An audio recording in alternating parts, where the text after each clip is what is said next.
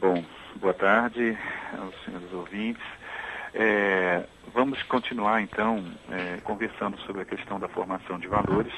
E hoje nós vamos falar a respeito da importância das regras, né? As regras, elas só ajudam a formar valores na criança quando elas são baseadas em princípios. Nós não devemos construir regras apenas para evitar conflitos.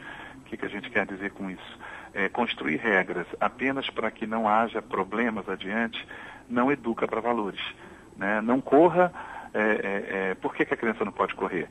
É porque ela já está vestidinha para a festa, então ela vai amassar a roupa, ou seja, vai dar trabalho se ela correr. Eu não sei se isso é um princípio, né, que pode basear uma regra. A criança corre. Muitas vezes a gente vai ter que permitir que o conflito aconteça, né, porque educação basicamente acontece através de ensinar a criança a lidar com os conflitos. Isso ocorre porque a personalidade da criança ela se forma principalmente através dessas situações conflituosas. Muitas vezes a gente pensa, né, que a melhor maneira de educar é poupar a criança de vivenciar situações difíceis, né? Então é muito comum, né, a gente assistir cenas em que os pais resolvem as situações pela criança, né, acreditando que com isso está poupando a criança e está fazendo melhor por eles. Não é verdade, né? Ou seja, deixar que a criança levante sozinha é muito mais eficaz para a educação do que correr e levantá-la, né, assim que ela tropeçou e caiu. A vida vai exigir que ela levante sozinha, não vamos esquecer disso.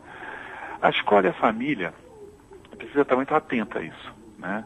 Respeitar regras que se baseiam em princípios morais é fundamental para que a criança construa limites rígidos com relação ao respeito que ela deve ter pelas pessoas.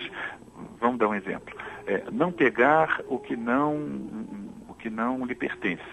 Não agredir as pessoas. Obedecer os mais velhos. Essas regras, essas coisas, isso não se discute, né? Ou seja, quanto a essas questões que são baseadas em princípios morais, não tem conversa. A criança precisa entender isso. Ela não dá para negociar se ela vai pegar ou não o que não lhe pertence. Ela não vai pegar e pronto, né? A questão é fazer valer as regras que se baseiam em princípios.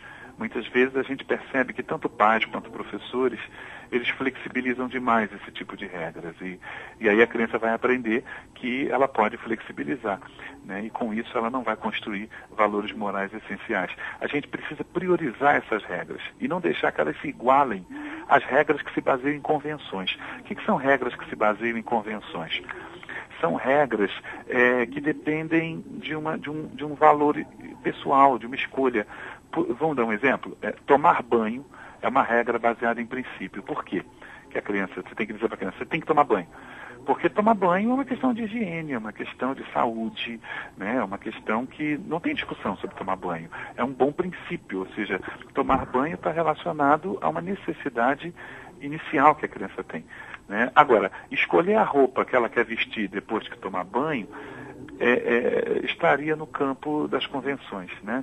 Então, regras baseadas em convenções podem ser flexibilizadas. Se a criança quer vestir a roupa amarela, não precisa um conflito porque você quer que ela vista a roupa azul, né? Ou seja, é essencial que os pais e os professores tenham bom senso para discernir o que é uma regra baseada em princípio, essas não se negociam, e o que é uma regra baseada em convenção, essas podem ser negociadas.